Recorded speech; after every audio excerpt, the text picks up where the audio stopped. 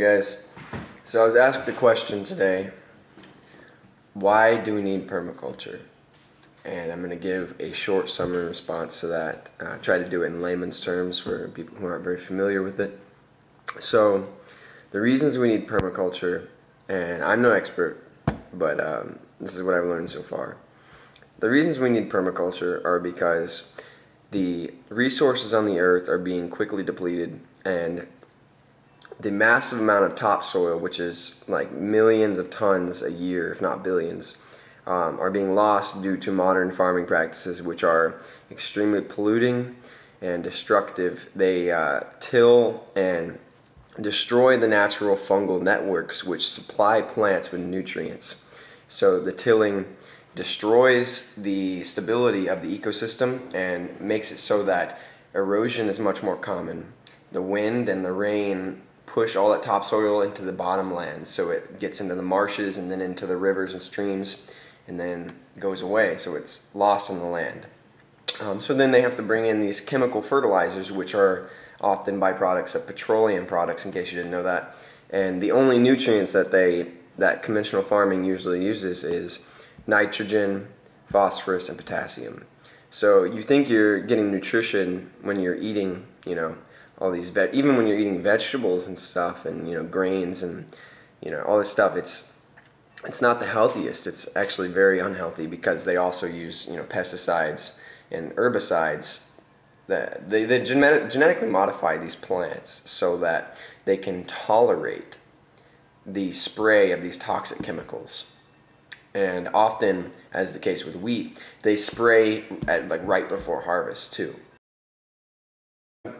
It's a really big problem because not only are they destroying the land and the increasing the climate change, because also with the tilling, not only are they disrupting the soil network and such, but they're also releasing lots of carbon into the atmosphere, which is creating greater greenhouse gas problems. So by farming in this natural, sustainable way like permaculture and agroecology, we can effectively draw carbon from the atmosphere.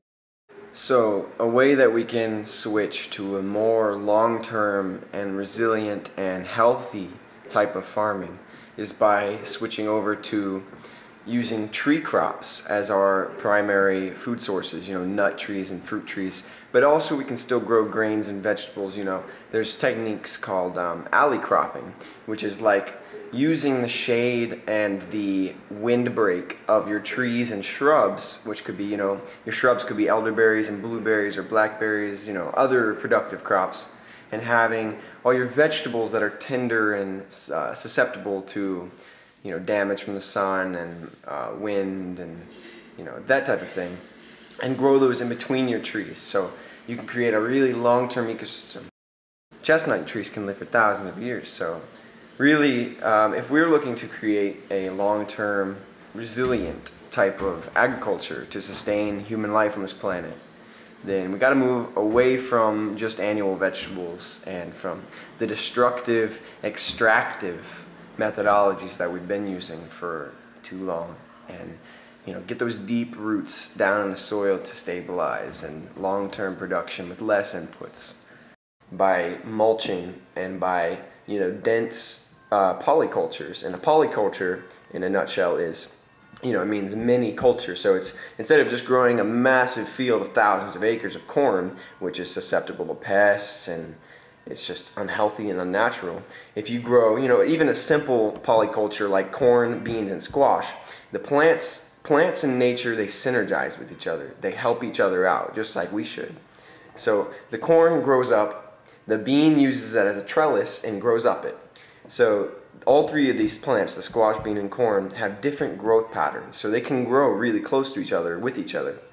The beans fix nitrogen, so they draw nitrogen from the atmosphere and share it with the corn and squash, and it helps all of them grow faster.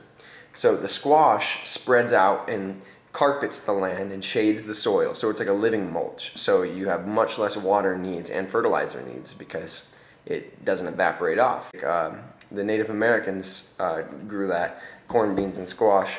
But there's basically, your imagination is the limit. So get out there and plant some seeds, you know, start some microgreens, you know, dig a pond and stock it with some fish, you know, because the apocalypse is coming.